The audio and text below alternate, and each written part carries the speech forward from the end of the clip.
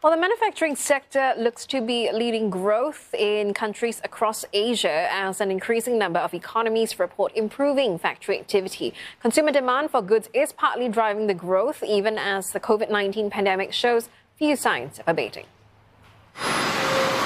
Factories in some of Asia's largest economies ended 2021 on a strong note. At the forefront, China and Japan. Manufacturing in both countries continued their expansion in December as suppliers ramped up production amid soaring raw material prices. Taiwan and South Korea also posted some of their best readings in months. It's part of a global shift where consumers are now looking towards consuming more goods versus services.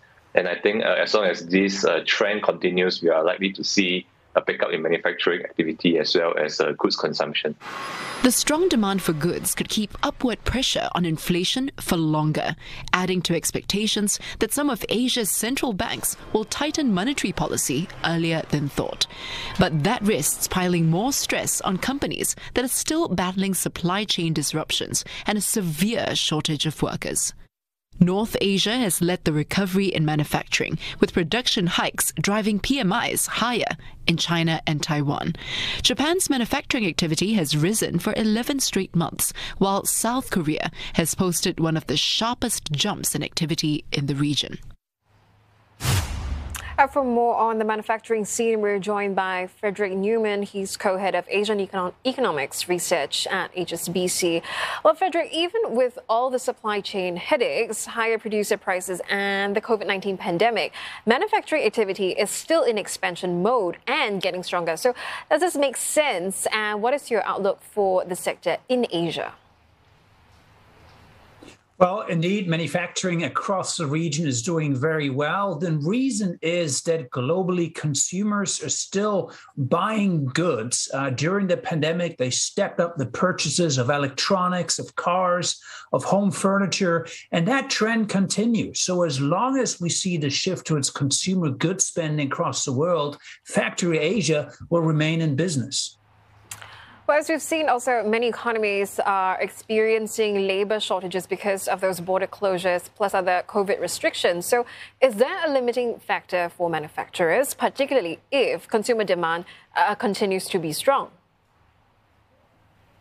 It is a headache for many producers across the region, particularly in economies that rely on migrant workers, for example, immigrants to staff factory, and also in places where you still have quite a bit of COVID-19 related reluctance to join the labor force. So Vietnam comes to mind, for example, where there are labor shortages. But by and large, the labor shortages are nowhere near as acute as they are in the US, for example.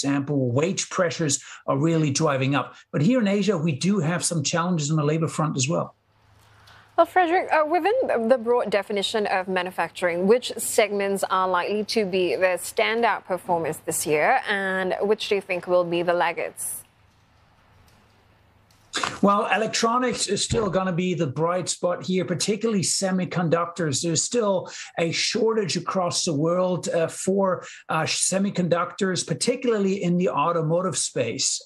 So that is an area where we see continued shortages. The order books remain fairly solid right through the year. That's why an economy like Taiwan, for example, still is doing so well. But there are also other areas where there's a bit of weakness coming through, for example, in furniture, in plastics, and other kind of more humdrum consumer products. You may see a quicker slowing of demand, particularly as globally consumers shift a little bit from goods demand towards services, as hopefully economies start to reopen over the course of 2022.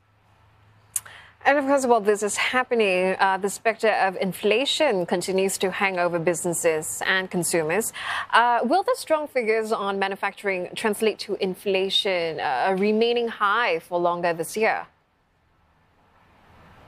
There's still acute pressure in supply chains on the pricing side. You see input-output price pressure still being extraordinarily high, and that is elevating inflation in many economies. Though we have to remember that the inflation problem is much more acute in the United States, in Europe, compared to most of Asia.